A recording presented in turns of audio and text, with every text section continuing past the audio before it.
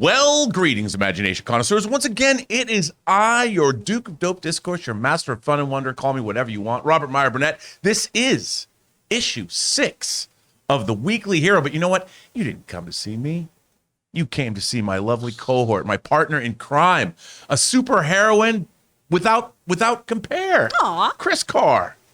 Thanks, Rob. People come to see you, though. You are the Duke of Dopeness. You know all the things. I think that you have a port into the internet. Am I someone's 4-color fantasy? Probably. I like that. Mm-hmm. Of course, does anyone read anymore? A lot of us do. A lot of us are still literate. That's good. Yeah. That's good. I like that. Well, this is the Weekly Hero, issue 6. We talk about superheroic stuff of the week. And you actually have a very interesting topic, our first topic, that comes from your world, the video game Bayonetta, Yes. and I've discovered the main character is also named Bayonetta. And there is controversy over the new iteration. Is it the new release? The latest installment in the franchise, right? So Helena Taylor has been the voice of Bayonetta in the English version since we started getting it. And she is who the fans know as the voice of their witchy bullet wielder, all right? And she does a fantastic job. Now, she took to Twitter earlier in the week to talk about how she was given a really, really lowball offer, frankly, something that sounded very insulting, where she was going to be offered $4,000 for the entirety of her vocal performance for this latest installment. Now, we talked about this on the main show. That might seem like a big number, right? $4,000 payday, that sounds great. But when you think about making $4,000 for a game that is going to make millions of dollars. Tens of millions, probably. Absolutely. And is an incredibly successful franchise that she's been a part of and a very, very integral part of for years. That's a very lowbrow number, right? Because we also have to remember that you don't get residuals in video games. Now, certainly some actors could negotiate to get things, after the game is released, maybe get a cut from the actual sales or things, but that's not typical. You usually just get this flat rate fee for your time in the booth. Now, it has come to light that, or I say come to light, it is possible that there is some miscommunication happening here because the developers are saying, no, that's not what we offered, Ms. Taylor. What we offered was 4K per recording session. Now, Taylor claims that she broke her NDA to discuss this with the fans, asking them to boycott the game and instead take their money and donate it to charity. There has been a recasting with Jennifer Hale. Jennifer Hale, most of you will know as Commander Shep from the Mass Effect games. Phenomenal voice actress, incredible. She also has signed an NDA about her pay rate, her performance issues, all of those things. And she said that so far everyone has been working, with a lot of integrity and everything and to keep that in mind. So it's hard to say where this issue actually falls. But a couple of you have written in about this, and I wanted to talk about it with you, Rob, too, of how often voice actors are really kind of given the lowest pay for a performance that is really, one, important to this medium, and two, I think is such a growing medium. We're not only adapting from video games too, but they are so cinematic. They are such incredible theatrical performances now, and I'm hoping that this is opening up a bigger discussion for consumers, for, SAG-AFTRA, for producers of these games to start looking at what they are paying their performers. When you hear all of that, what do you think about this issue? Well, I mean, I think, it's not unlike what happened on the 60s sitcom Bewitched, where Darren Stevens was just replaced midstream. Dick Sargent became Dick York or something like that. People are going, what? Anyway, now, here's the thing. I know that when I have anything, whether it's a video game, whether it's an animated series, I do appreciate voice continuity. Because just like when you're watching a movie, there's a familiarity, and when you're with a character in a video game, you're with them for many, many hours usually, if it's a long-form game. And changing up the voice actor seems to me to be, I mean, look, on one hand, I would want to maintain the integrity of the game, the character, the franchise. I don't like the idea that performers are so easily disposed of. I don't like that. Because, that a performer, any actor puts a lot of themselves into whatever part they're playing, whether it's on screen or if it's just a voiceover. I don't think people get any less invested in it as performers. I mean, you certainly don't. You can speak to that as a voiceover actor. I mean, I don't understand why this has to happen in the first place. Mm-hmm. Like, what's the point? I would think if you have a successful video game franchise, why not treat it like any other successful franchise? Pay the quote-unquote face of your franchise what they're worth. Exactly. They're a part of the success. And I completely agree with that. And again, there is a lot of that's not what's happening. No, this is what's happening. It's a very big he said, she said kind of situation. But I do think this just kind of harkens back to a core issue when it comes to voice actors is that so many voice actors get lowballed. They really, really do. And they are treated like replaceable commodities. You look at what happens to dub actors here in the States, too, of, these releases in the U.S. are making billions of dollars, and you're having actors who maybe made a whopping $900 for the entirety of their voice usage. And that's really, really wild. And this is why a lot of these actors, too, it sounds great to get a payday. It sounds great to get paid for your work. We love that. You get to do something that you love and you get paid to do it. Oh my gosh, what a win-win situation.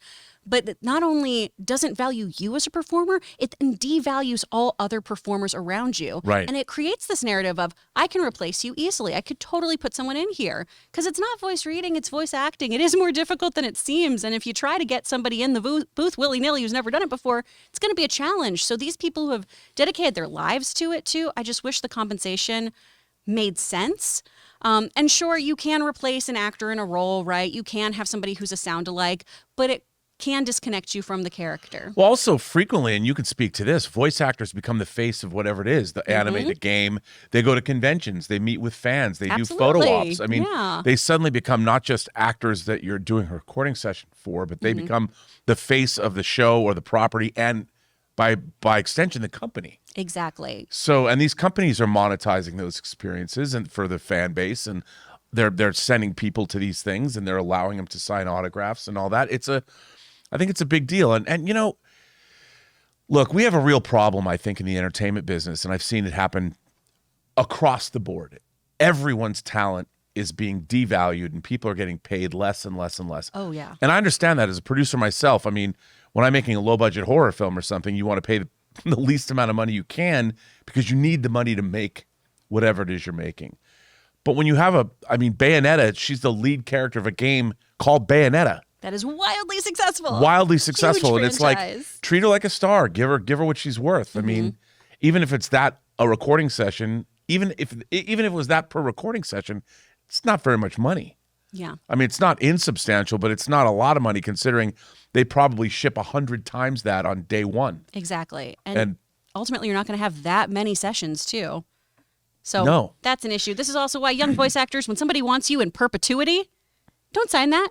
That's when they get to use your voice forever. So I know it might seem like a great payday up front. It is not in the long run for someone to have your voice forever for a couple grand. Well, and there's something else to think about, too, now, is that we've got AI.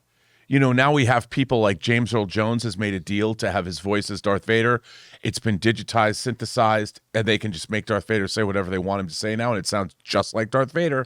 You have other people. This is going to become, I think, a big deal moving forward because people are going to sell their digital likeness, especially voiceover actors could probably sell their voice for probably a pretty substantial upfront for sure payday because they can continue to use those forever. I mean, look at Optimus Prime. Look at that voice. Who would have thought Peter Cullen comes back and he's like, I didn't know they were going to make a feature length, $100 million, $200 million Michael Bay movie. Luckily, they went and hired him. Yeah. Brought him back to do the voice of Optimus. That was a smart thing to do. Well, would they have to do that now? Well, and we do have a long-standing tradition of replacing those voices, right? We have, my friend BZ Collins does a great Optimus Prime. It's a fantastic sound-alike. And that's a really key distinction between an impression and a sound-alike. A sound-alike, you can say things as that character and you can say anything. If you think you do a great Goofy, practice doing Samuel L. Jackson's speech from Pulp Fiction as Goofy. Then you can be a sound-alike, right? It's the ability to say anything with the integrity of that voice. You look at the Looney Tunes characters. We had Mel Blanc doing that, and now it's Eric Bauza. So we do have people getting replaced. It'll be interesting to see if people do capitalize on trying to do all of that. Yeah, because you think Mel Blanc, if the technology existed, wouldn't have sold his voice rights to benefit his family or his estate or whatever? Could have done it. So hopefully all of this really does boil down to a scheduling issue and then perhaps some miscommunication here. But it does feel like something rotten is happening in Denmark. But it looks like she's gone. The original Bayonetta is gone. Yep. Jennifer Hale taking on the role of Bayonetta. I'm really interested to see what our fan base has to say about this because it is a very muddled issue right now. Interesting. Well, that brings us to another muddied issue. Who's running DC? Yeah. The DCEU. Who's running? We know that the axe of Zaslav swung in such a way that DC is being spun off into its own studio like Marvel is. And we know that Walter Hamada, somebody who has always impressed me. I always liked Walter Hamada. He knew the storm clouds were gathering even before the merger between Discovery and Warner Brothers took place. He was planning his exit visa. He was trying to get it all squared away so he could leave Casablanca when the Nazis came. But that's a movie reference from a movie a long time ago. Movie. Yeah, there you go. So Walter Hamada is out. Now, I was really sorry to see him go. I didn't know Walter, but I remember watching him speak at the first DC Fandom. And very articulate, very smart guy. Yeah, that first one was so good. It was so good, and I really appreciated seeing him. And, look at that. I mean, he's somebody that was there when Joker got made. He was there when Aquaman got made. When DC arguably had its greatest successes, that was under Walter Hamada's careful eye, under his watch.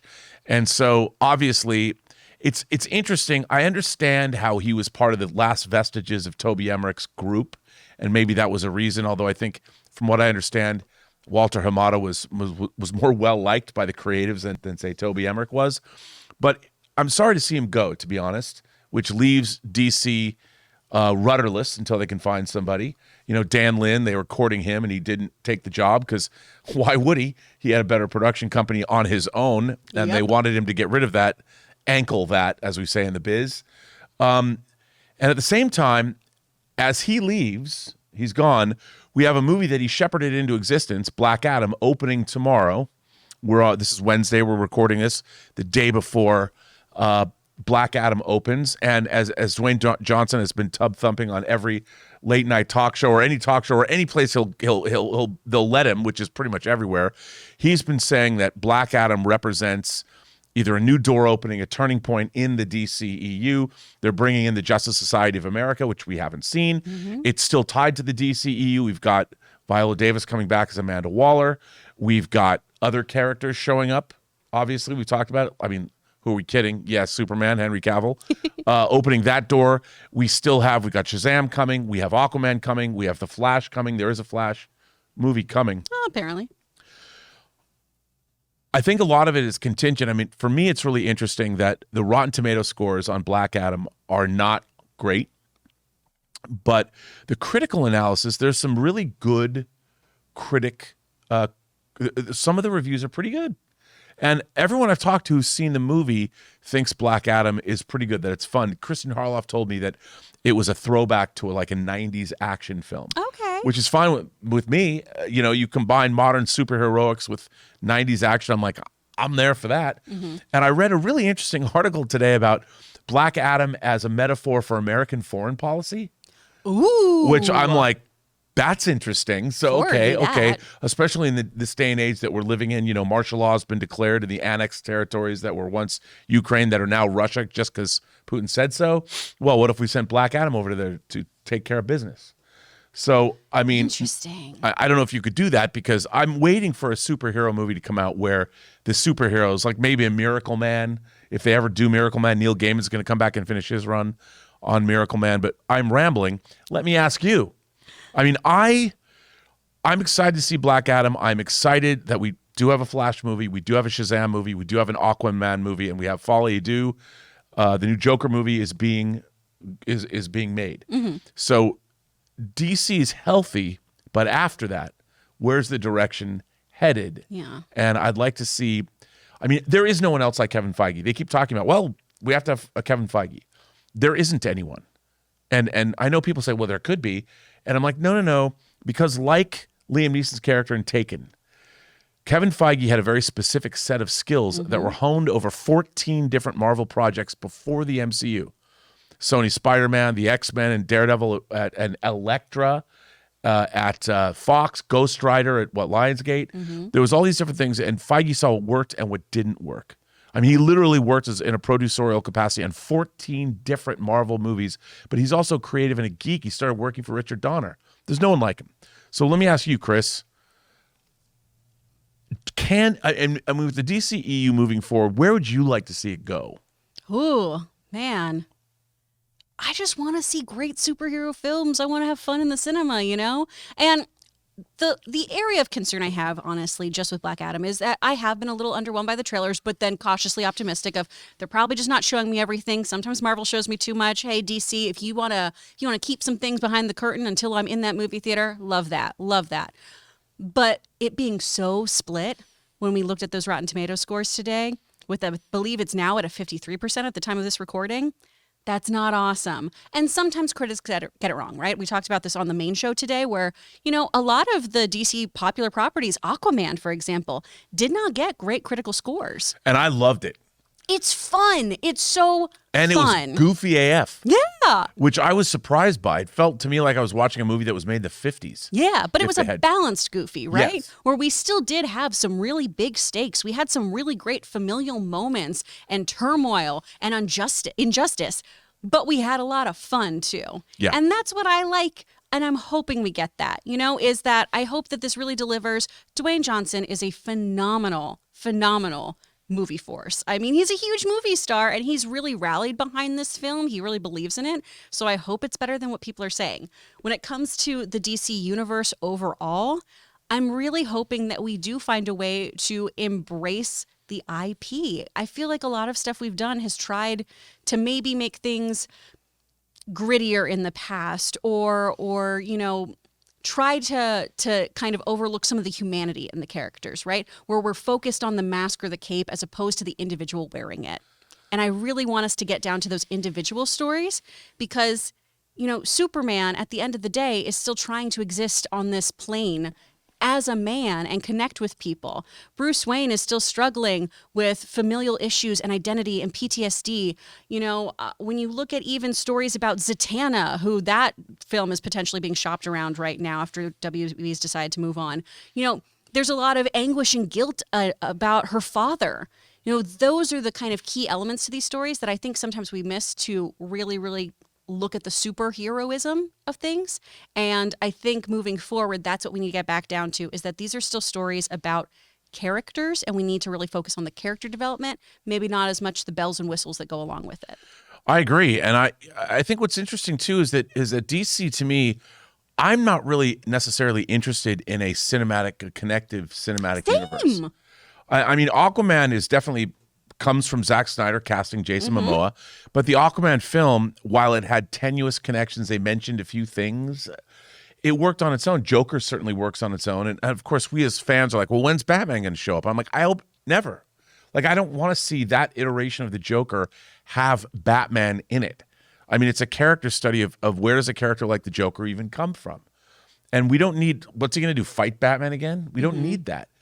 And I don't, like, Black Adam is irrevocably connected to Shazam. You can't, because their powers come from the same dude. Yeah. So you can't, or the same gods. You can't, who channeled through the same dude. But you don't necessarily have to incorporate it all.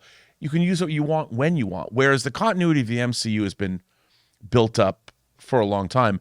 But I think DC can have sliding continuity. Call it that. If you want characters to interact in a movie, they can. But that doesn't mean that movie, like a James Bond movie, there's not really continuity. But if you want to have, sometimes Bernard Lee is going to play M in a lot of movies. Sometimes Colin Salmon will show up and he'll be in the Pierce Brosnan movies, and then he's gone. I think you should be able to do that if they establish that. Like, I'd love to see Black Adam fight Henry Cavill. Or if they don't do that, if we get a Superman movie, bring in a writer-director like a Chris McQuarrie, who's worked with Cavill. I would love to see Superman do that Henry Cavill thing from Fallout where he goes, the arm reload? Yeah. I mean, I would love to see the arm reload. That's exactly right. I'd love to see that if we could get it. I mean, I think just treat it pre-crisis, right? Right. So we have infinite Earths. We can just do that. They all can be in their own pocket universes. Continuity is fun. It's really cool when we see a group come together, when Avengers assemble. Oh my gosh, what an iconic moment. But do I need that to enjoy individual comic book stories? Absolutely not. No. I can have fun exactly in that world with exactly those characters as they interact with each other. Yeah, I completely agree, because I'm not going to sit there and fret like, where's the Justice Society been in Zack Snyder's universe? I mean, the Batman is so good. It's so fun, and I don't want anyone popping in there. No. I want that to just be, this is their thing. I do think, however, that they do need the problem with the entire Zack Snyder era at Warner Brothers is the Warner executives were too worried about their AT&T merger. They're never their minds on where they were, what they were doing. That's terrible. That's a Kermit the Frog via Yoda. I don't know what the hell that was. That was their baby. I don't know what that was, but terrible. As clearly, I'm not the voiceover artist on camera here. That's okay. You can sign up for classes. And where can I sign up for classes? You can go to my website, speakfriendstudio.com, or EEB Studios, who I partner with. Wink. That's a real studio, by the way. She can teach you. But yeah, I mean, I just would like to see strong DC adaptations. I mean, I'd love to see an adaptation of Kingdom Come with Black Adam, with the Shazam and Marvel family, with Superman and the remaining Justice League and new characters. You could do it, but you'd need somebody at the studio with a strong vision of how to do it and who should make it. I mean, Chuck Roven's the guy to physically produce it, but you've got to find a visionary to be able to pull it off. And the studio, they got in the middle. What's interesting is they got in the middle of David Ayer and they blinked at Zack Snyder's vision for these characters. They all loved Batman v Superman: Dawn of Justice when it was being made. Nobody had a problem. Standing ovation in the room. But then they had to we have to edit it down. And Zack Snyder's like, well, okay, because I did 3 versions of Watchmen. And then it underperforms. Yep. But and then they recut David Ayer's Suicide Squad for whatever reason, because they're second guessing. When the studio executives are second guessing themselves, that's when you've lost. You need decisive studio executives that know what they want. They stand behind their filmmakers. They work in tandem with them and knock it out of the park. Hopefully that's what we'll see. Supposed to go. Speaking of knocking it out of the park, let's talk about the devil. Let's talk about Old Scratch. Hell yeah. He's a man of wealth and taste. Yeah, he is. He was around when Pontius Pilate, Jesus had his moment of doubt and pain. I love that song. Just so you know, one of my favorite Rolling Stones songs, Sympathy for the Devil. So good. I have it. Let's talk Mephisto. Everyone, since WandaVision, Mephisto has been everywhere. Yes. Now, Kris, the cosmology of the Marvel Universe, the MCU, is already weird enough for me now, as it is. But you're talking the devil? Yeah. We can barely, we just got Man-Thing and Werewolf by Night. And we don't have much. And we're going to get Agatha Harkness, but we had Agatha, and we know she's hundreds of years old. But now you're going to introduce the devil? We haven't even dealt with Celestials or the Egyptian gods that are eating souls on the streets of Cairo. Tell us about Mephisto, Kris. Oh, man. Who better to deal with these things than a Hell Lord? Because that is the distinction. He is not Lucifer himself. He is one of the many lords of that's hell. True. An extra-dimensional demon. So fun. Mephisto mostly is around for dealing with corrupt human souls and enticing them and tempting them. So a lot of the kind of Judeo-Christian values that we associate with Lucifer are put into Mephisto. So very, very cool character who often has dealt with characters like the Silver Surfer, with Doctor Strange. So we have Mephisto mostly interacting with celestial beings and the more macabre, in the comics at least.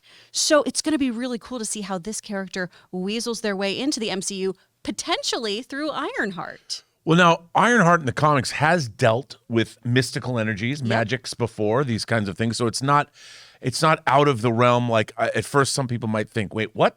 But if you look into Riri Williams' history, there is sort of precedent there. I'm curious if Mephisto does in fact show up, and if Mephisto's, I actually really like the idea of Sacha Baron Cohen playing Mephisto, because I would like to go back and posit that the single greatest depiction of a devil-like character in cinema history is in Ridley Scott's, I want to say 1986, Legend, the Tom Cruise movie, where Tim Curry plays Darkness. That was Rob Bottin doing full body prosthetics. It is to this day, I think, the greatest full body prosthetic makeup. Oh, it's killer. It's unbelievable. And I'd love to see Mephisto portrayed that way. And Sacha Baron Cohen has that kind of face that could work. If you haven't seen Legend, there you go. That is Tim Curry as Darkness. Now, I mean, come on. So good. I mean, there's no more perfect voice. No. For Darkness. No, I mean, so good. But Sacha Baron Cohen could do something. Now, here's the thing. The way this is lit, this is believable. I mean, look at that. full body prosthesis. I mean, my God, does that still looks great. And you're looking at something that is over 35 years old. Amazing. It's so good. I would love to see a depiction of Mephisto on screen like Tim Curry's Darkness. Not a CG version like Thanos. But a practical. But a practical, yes. Especially when you have an actor like a Sacha Baron Cohen. Yeah. Because motion capture, I mean, again, can they make it work? Don't know. It's still tough to make it work. When you have a living, breathing demon with you, though, that's so different, right?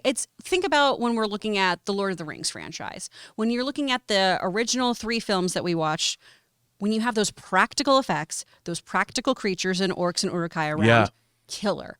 So terrifying. When we switch then to seeing some CGI goblins and such, little less terrifying. Well, I think that was one of the big problems with The Hobbit. Yes, I agree. So there's something distancing. But again, it's really difficult to pull off. Great makeup effects rely so much on great lighting. Yeah. And there's a lot of people that don't know how to light practical creatures anymore because everyone's so reliant on CG. Not to say that, look, you look at the Pirates of the Caribbean, Bill Nye's, the Davy Jones. Oh, incredible. Unbelievable. And that was a combination of putting CG makeup effects, practical makeup effects, turning them CG and putting them on a person. But let me ask you this. Again, how do you think Mephisto would fit into the MCU?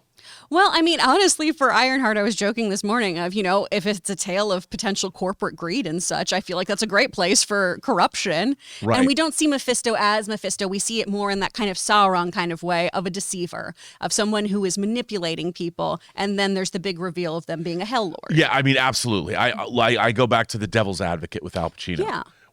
I love The Devil's Advocate. If you guys haven't seen it, Keanu Reeves, Charlize Theron. Phenomenal film. It's such a great movie. Phenomenal. Directed by Taylor Hackford. Great in it. And, Mephisto has popped up in weird-ass stories throughout Marvel. I mean, One More Day, which maybe that'll be an issue at some point because, of I want your marriage. Why? Why, Mephisto? Why do you want their marriage? What the heck? He's just a destroyer of joy. He is. Aunt May lived a great long life. Come on. Whatever. That story, that was a really interesting way because Spider-Man, grounded, friendly neighborhood Spider-Man, is now dealing with the Hell Lord. Yeah. And changing his life. And we couldn't kill another potential bride. We had to just go, hey, we already, fridged Gwen Stacy. MJ, we're just going to have this dissolve. All right. Ooh, boy. Yeah. Although I could see, Sacha Baron Cohen, maybe, it's funny, it didn't occur to me the way you put it, though. You could see him playing that Al Pacino-esque buttoned up businessman, power suits, I think it'd be then killer. Doing the physical makeup at the end. I mean, I think something like that could work. I would love that. Really, really well. But now let me ask you this.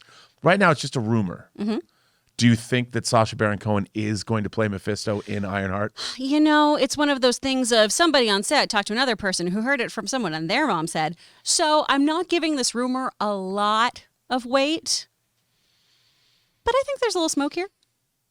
All right. I can get a little sulfur. Well, you won't smell that. I won't smell it. You won't smell that. That's too bad. Well, listen, that brings us to the point of the show where you and I are going to talk about our issues. Yeah. But before we do that, we have a word from our sponsor. Who is our sponsor today? Oh, gosh, the great folks over at MasterClass. Check them out, y'all. Hey guys, we want to take a second to thank the sponsor of this video, MasterClass. You guys know we have been sponsored by MasterClass and we love them here at the John Campea Show for giving us in-depth information on a wide variety of topics from the world's best experts. With MasterClass, you can learn from the world's best minds anytime, anywhere, and at your own pace. You can learn the art of filmmaking from James Cameron, improve your cooking skills from Gordon Ramsay, or learn how to make compelling YouTube videos from Marquise Brownlee. With over 150 classes from a range of world-class instructors, that thing you've always wanted to do is closer than you think. I was recently watching through the independent filmmaking course by Spike Lee, and I found it fascinating that not only did he cover the broader topics like working with actors, but he also gets into finer details like working with a cinematographer and how to properly audition a DP for your project. It was fascinating. So guys, I highly recommend that you check it out. Get unlimited access to every class, and as a John Campea Show listener, you get 15% off an annual membership. Go to masterclass.com/Campea now. That's masterclass.com/Campea for 15% off Masterclass. And thanks to our friends at MasterClass for sponsoring issue 6 of the Weekly Hero, which now brings us to you and I. To our issues. To our issues. We have many of them. Yeah. But this time we actually have a 13 issue Yeah. to talk about. A story that took place over an entire year, plus a month. The Long Halloween by Loeb and Sale. Yes. They were following up 3 Halloween specials from Legends of the Dark Knight. And they gave us The Long Halloween, which is a story set right after sort of Batman year 1, early in his career. Yeah, and is very influenced by that too, because it's this sort of approach of Harvey Dent's year 1. How do we explore that when Gotham still believes in Harvey Dent? And they did. And of course, you brought up something about this. I think this is a terrific run from Batman. I love the artwork. I have the Absolute Edition. I forgot to bring it in with me, but it's on that matte finish. And Sale's artwork. I mean, the book, it smells so good. I hadn't opened it up in years. I'm like, That's the only thing I'm bummed I can't smell. Everyone always talks about how great new books or just like loved books have this like wonderful, wonderful smell. And that's the one where I'm like, that's the thing I miss. Well, his artwork, I mean, obviously, this comes early on, I think, in the second issue, when Batman confronts Selena Kyle as Catwoman. I mean, look at this dynamic art. I'm a huge fan of Tim Sale's art. It's very stylized, but at the same time, it's so cinematic, and it very much leans into noir, like 40s noir, but it really gets into the Batman underworld, and the fact that you do have, it's a mystery. There is a villain named Holiday who is killing people over the course of, holidays. Yeah. We don't know who that person is, so you've got a mystery, you've got a serial killer story, you've got Batman, and you see the development of the rogues gallery. Prototype rogues. So good, yes. Before they're all like super villains. Oh man, the design for Ivy in this particularly is so good and otherworldly. Her hair is just all these different leaves. Oh, it's so amazing. And you know what? It really does make. I reread it to talk about it today, and it really is a great Halloween story too, because it deals with masks we all wear. Yes. And literally, I mean, when it begins, Harvey Dent is basically the Harvey Dent in The Dark Knight. Yep. He's a crusading, law-abiding, lawyer out there fighting the good fight, and then not so much by the end of the Once run. you get acid on your face, things change. It changes. Things take a turn. But what a great comic this is! What are some of the things that struck you about this? Well, I actually had the privilege of being at Comic-Con right after The Dark Knight came out, and I went to a panel with Jeff Loeb, and he was talking about, hey, did you guys like the Long Halloween? I mean, The Dark Knight? Did you enjoy that film? That is so very clearly influenced by my work.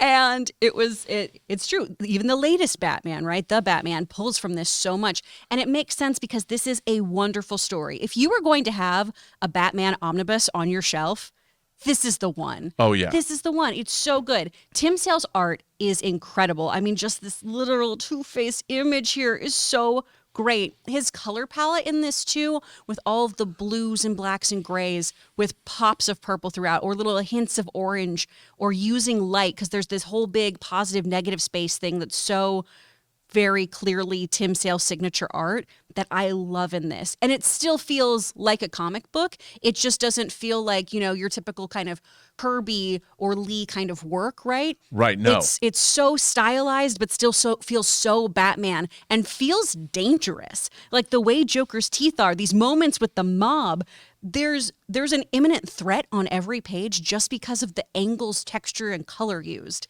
It's so cool. And then Loeb's storytelling is just phenomenal in this too. You have this very pulp murder mystery.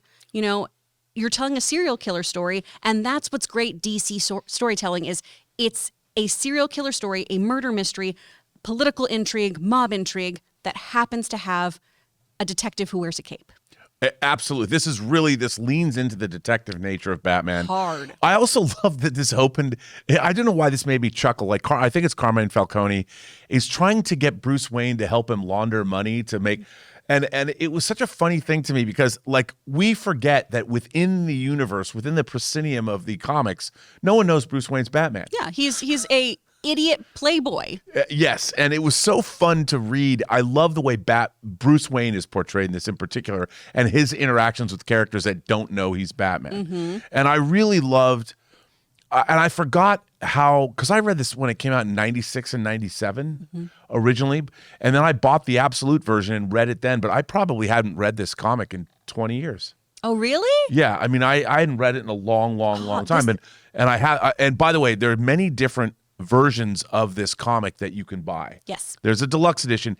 I don't know if it's still in print or you can find it. I love DC Absolute editions. They're expensive, and they come in a slipcase. This comes in a slipcase. The Absolute edition of this, the paper stock is so thick and heavy, and it's all this matte finish. It was very, maybe I'm telling too many things about myself, but it was very fetishistic to have. And as I turned it just felt good. Like I really liked having this in my hands. Comic books are a tactile experience, though. Yes. Because we've talked about this. If I need to look at something for reference on this tablet, I'm so disappointed of just swiping through it. No, I don't want this experience. Well, it was funny because the great thing about Absolute editions is they're way oversized. And so the artwork pops. And some people complain because they do some recoloring, like in the Swamp Thing comics, which I disagree with. I love the recoloring. But the Absolute version of this it's absolutely worth it. If it costs $100, go to cheapgraphicnovels.com. By the way, they didn't sponsor this. I always go there though if I want to get them. You can find cheap graphic novels. Obviously, they're brand new. They're not like used. But this is worth getting in that format. And I just think this is a quintessential.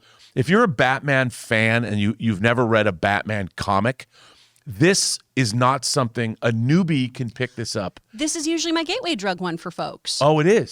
If I were to read a Batman comic, oh my gosh, you need to read The Long Halloween. You need to read that, and then we get into Dark Victory, and we go from there. Yeah, because there are sequels to this. There's a Catwoman sequel. When in Rome, so good. So beautiful art. Oh, it's so good. And again, for the season, we've got about 12 days before Halloween comes. If there's any time to read The Long Halloween, it's now. It's this.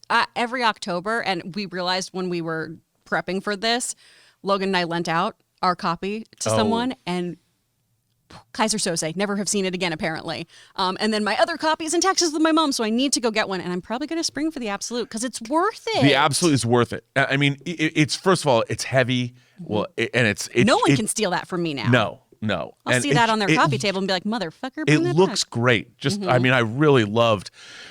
There's no better way to experience Tim Sale's art. So, would you say that we're in agreement? Like we're not on either side of an issue today? We're 5 or 6, and I won you over on the whole clone saga, talking about Kane to an extent. To an extent, you understood my point of view. A section of the clone saga. Yeah, it's mostly trash. But that's why we get along. I think so. You know, you can coerce me, convince me, however. I'll usually come around to your way of thinking. And, we don't have to like all the same things because life would be incredibly boring if that were the case. I just wonder when I decide to bring in something like Howard Chaykin's Black Kiss, what you're going to think of that comic. I haven't read that. I don't think I would recommend you do. I love Howard Chaykin's work. I don't know if you dig Black Kiss. Actually, you know what? You would dig Black Kiss, but I don't think we should talk about it on the show. Okay. Is it going to be like up there of like, our issue today is Lost Girls, and people will be like, no. Oh, well, Lost Girls is at least a fairy tale. That's fair. So there you go. We'll figure out. We'll find some stuff that we both. So Jeff Loeb, Tim Sales, The Long Halloween, both thumbs up on that? 2 thumbs way up. Way up. Yeah. All right. And for you people, if you've never read a Batman comic, The Long Halloween, which was actually originally 13 comics collected together, is a quintessential Batman comic experience. Speaking of quintessential experiences, let's make it all about me. Yay! And my love of hot toys. I have a Star Wars hot toy today. I have a hot toy of a character. Not a character, but I guess another droid. Not an astromech droid. Not a protocol droid. A different kind of a droid. And this one lights up. So here's today's Hot Toys segment, which doesn't have a name. All right, everybody, I am here with the Viceroy of Verisimilitude, the Bishop of Banterberry, and the Sultan of Sugar Daddies. Rob, what do you have for us today? This is a Dark Trooper we first saw these in The Mandalorian. This is a Hot Toys Dark Trooper. Obviously, you can see it has 2 light-up sections. There's batteries in the head and batteries in the back opposite these lights in the chest. I think this is a very cool figure. It's pretty articulated. It's got very solid joints. And of course, you can buy multiple versions of this to have in your collection. It's a formidable Imperial droid. I wouldn't want to run afoul of these. But this is I think Hot Toys, they do lots of things where they don't have to pay the licensing rights for a face sculpt, and then they do a pretty good job. It's a little fragile with the parts, but they've also made this so they're going to release other figures in the future where you can actually add to this, and the weapon can be locked onto its leg. This is just a very cool figure, and look, you can never have enough. I mean, can I ask, how much does something like this cost? I think this was like $250, I think. It's about that. I mean, standard Hot Toys price, but they don't have to pay the licensing fee on these, but it does have the light up feature, which I think is pretty badass, as you can see. There are 6 different watch batteries. There's 3 in the head and 3 in the back of the chest. You put the batteries, you take that off, and then you take the back off here. And I just think it's a very cool figure. And you know what? It plays into my love of samurai. I mean, the Japanese influence on the armor of Star Wars has always been there, whether it's Vader, whether it's Stormtroopers, whether it's this now, the Dark Trooper. But I'll tell you, Hot Toys certainly they make Shore Troopers, they make Stormtroopers, they make Sand Troopers. I think these are always kind of a license to print money, because if you're a Star Wars fan, you can never just have one of these bad boys. I only have one of these bad boys, but let me tell you, if I had extra disposable income and I wasn't so mortgage poor, I might want to get like 6 of these guys. Set up some kind of a diorama, but it's a very fun figure to have, and I'm pretty stoked by this guy. I'd never actually taken him out of the box until I took him out to do this video, Taylor. So, I'm getting to stroke him for the first time. Although I really shouldn't touch him without gloves because he's so shiny. I'm sure I've left fingerprints all over him. This pops off. This back piece pops off here. If I can pop it off. Let's see. Can I pop it off? Yeah. So the batteries. Here's one of the battery packs there, and then also this comes off, and the other battery pack is in here. So you can turn off the light feature there, because these watch batteries, they burn out very, very quickly. So there it is without the features on. And as you can see, great looking figure. I really love this guy. So basically what you're saying is, if you want to frame someone for murder, have them touch your Dark Trooper. Yeah, that's right, because you'll leave fingerprints behind and I'll know exactly who you are. So if you ever get a chance to touch my toys, don't do it, because I'll know. Well, I will know too. I mean, let's face it, I will know. There's only certain toys I let other people touch, and what can I say? What kind of toys, Rob? As long as they're not Hot Toys, let's say that. Although some people They have are called. kind of hot. Oh, come on now. Groans from Ray. Yes, nailed it. I have 6-scale arcade games like Tempest and Centipede and Qbert and Okay. 1943. You can touch those. Okay. Because they're playable. That makes sense. There you go. And I even have a 6-scale change machine that has 6-scale quarters. What? Yeah, I know. That's cute. I know. Aw. Well, I guess that brings us to the end of issue 6 It sure of does, The bud. Weekly Hero. Yeah. What do you think next week will bring us? Do you know? Oh, man. We need to find a divisive issue. I want you to bring in something that you think I'm going to hate. Wow, okay. I want us to fight, man. Give the people what they want. Wow, the thing is, though, I have a feeling it'd be tough to find something You that like you so would... much of the same stuff. Yeah, and plus, you don't kink shame. So I would bring you Yeah. something, and you'd try and figure out why I like this. Different strokes for different folks.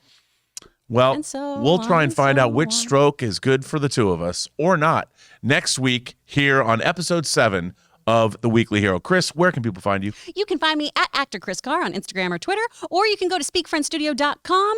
I teach voiceover lessons if you're interested in that. We have a boot camp coming up too for Intro to VO in November. 1 day, 4 hours, everything you need to know about introductions to voiceover. Go check it out. And I'm Robert Meyer Burnett. You can find me on Instagram at RM Burnett. Find me on Twitter at Burnett RM, or find me on YouTube at PostGeek Singularity.